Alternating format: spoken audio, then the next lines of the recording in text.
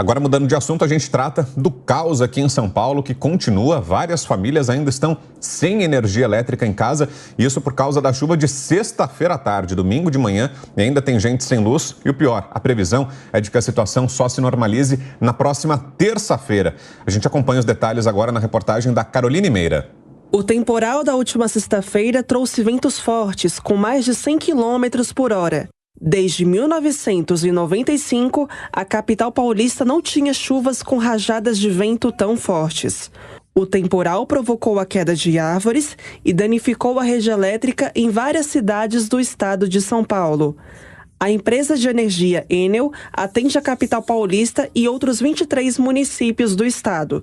De acordo com o responsável pelo setor de infraestrutura da Enel, Vicêncio Rótulo, mais de 2 milhões de clientes sofreram com a queda de energia, enquanto 550 mil imóveis tiveram a rede recuperada. Falando explicitamente de São Paulo, a cidade de São Paulo, tivemos no começo 1.400.000 clientes desalimentados, já conseguimos recuperar 400.000 clientes. A prioridade de restabelecimento, como bem foi colocado pelo prefeito, visa recuperar primeiramente hospitais. Além da rede elétrica, o temporal deixou um rastro de destruição por toda a capital paulista. A prefeitura informou que há mais de 200 equipes para cuidar da limpeza e da iluminação pública. E de acordo com o prefeito Ricardo Nunes, a distribuição de energia na capital só deve se normalizar até a próxima terça-feira. Estou aqui acompanhando, a gente está trabalhando para restabelecer a cidade o quanto antes. E que esperamos até terça-feira, né? A gente tenha totalmente essa situação resolvida e, evidentemente, pode ficar, o vizinho sempre falou, Ricardo, é muito importante, às vezes pode ficar algum ponto ou outro, mas do contexto geral, terça-feira é o nosso prazo, né? Pode ter algum ponto ou outro que a gente vai ter que corrigir o tamanho, tendo em vista a dimensão da situação. Só na cidade de São Paulo, 1.400.000 pessoas ficaram sem energia. A rede elétrica de São Paulo conta com mais de 17 mil quilômetros de cabos. A prefeitura pretende enterrar mais de 60 quilômetros de fios elétricos até dezembro de 2024. Essa medida pode reforçar a segurança do sistema elétrico, mas de acordo com o responsável pela área de infraestrutura e redes da Enel, é preciso ter cautela. Eu, como distribuidora, não posso pensar de enterrar todos os cabos, porque isso se reflete na tarifa que Dona Maria tem que pagar. Então, sempre a regulação visa equacionar sustentabilidade da distribuidora com sustentabilidade do pago da tarifa do cliente, porque isso viraria algo insustentável. Só para dar um dado, uma rede, a mesma rede de média tensão, baixa tensão aérea, tem um valor em subterrâneo é 10 vezes este valor. E a falta de energia elétrica também pode afetar o abastecimento de água. A Sabesp fez um alerta para a região metropolitana de São Paulo. As instalações ficaram paralisadas, o que afetou no funcionamento dos reservatórios. Em nota, a Sabesp informou que segue em contato com as concessionárias de energia e montou uma operação com caminhões-tanque para abastecer as regiões mais críticas. A companhia pediu para os moradores da Grande São Paulo economizarem no consumo de água, até a normalização do sistema de abastecimento.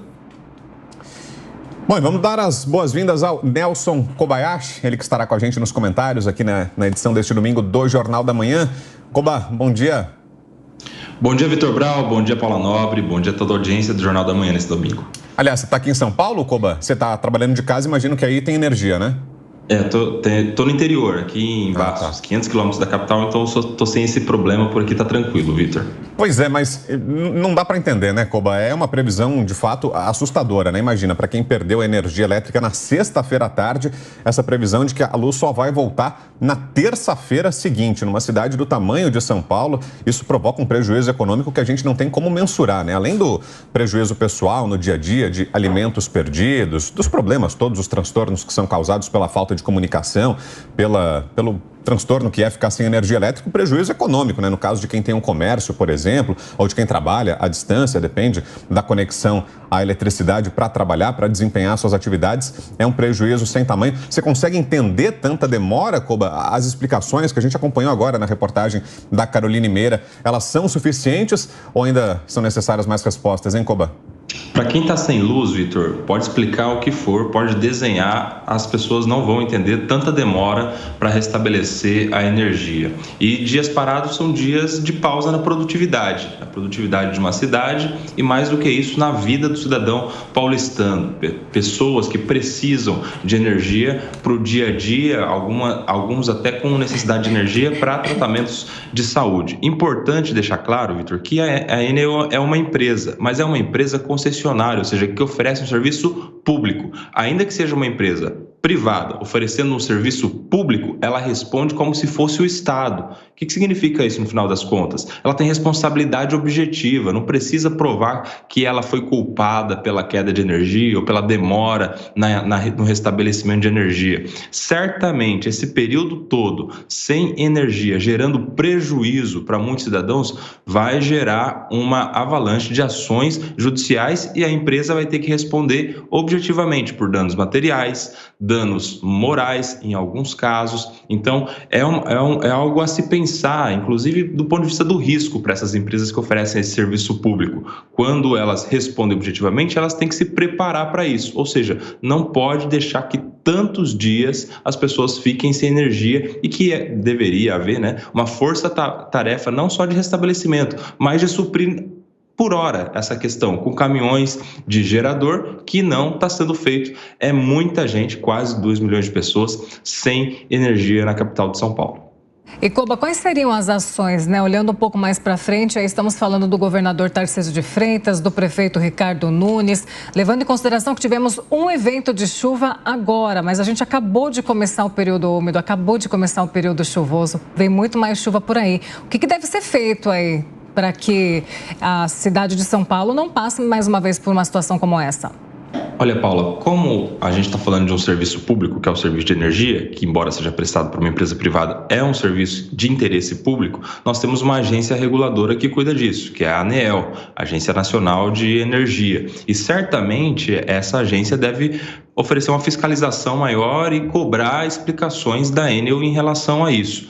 Quais são os sistemas de segurança, o que vocês têm de backup em caso de falta de energia e preparar um plano de ação para que casos como esses não voltem a se repetir, principalmente no âmbito da Agência Nacional de Energia Elétrica, que fica em Brasília, é uma agência reguladora, né? No âmbito do município e do governo, tem essa discussão de aterramento ou não dos fios, tem uma questão de inviabilidade econômica, né? A maior parte das cidades, grande maioria das cidades, não tem essa estrutura financeira para aterrar os fios de energia e acaba que sendo um não assunto, na verdade. Para resolver deveria aterrar, não tem dinheiro para aterrar, então tem que se contentar com o que tem. E, na verdade, não é bem assim. A gente deveria ter outros mecanismos de segurança no fornecimento de energia elétrica.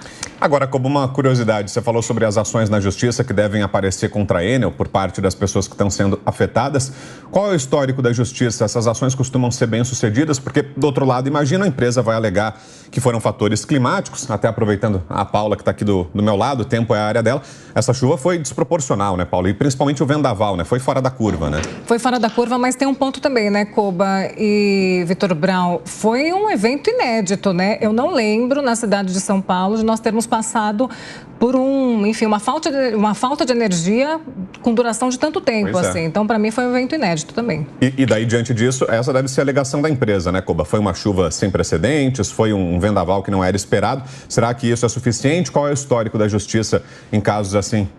Essa é a grande diferença, Vitor, quando a gente fala de responsabilidade objetiva da concessionária de energia. O que significa isso? Uma pessoa, quando vai entrar com ação contra outra pessoa, seja física ou jurídica, né, contra uma empresa ou contra uma pessoa, ela tem que provar a culpa do outro lado. Ou seja, alguém gerou um prejuízo por culpa. Quando a gente está falando de responsabilidade objetiva, que é nesse caso da Enel, a gente não precisa nem provar a culpa. Basta provar que teve um problema gerado no fornecimento e um resultado danoso, ou seja, um equipamento que queimou, um estoque de carne, por exemplo, de um açougue, que foi todo perdido por conta da ineficiência do serviço público. Então não precisa provar culpa, tanto faz a culpa, bastando a conduta, ou nesse caso a omissão no serviço público, e o resultado e o nexo de causalidade, ou seja, uma coisa aconteceu por conta da outra, o prejuízo foi por conta do mau serviço prestado, basta isso para se ter a responsabilidade objetiva. Esse é o entendimento da justiça. Assim, não só na Justiça de São Paulo, mas em todo o Brasil, isso é jurisprudência firmada, de que as concessionárias de energia, como prestam um serviço público, também respondem objetivamente, ou seja, gerou prejuízo por uma ineficiência, tem que indenizar, seja um dano material ou seja um dano moral em casos específicos.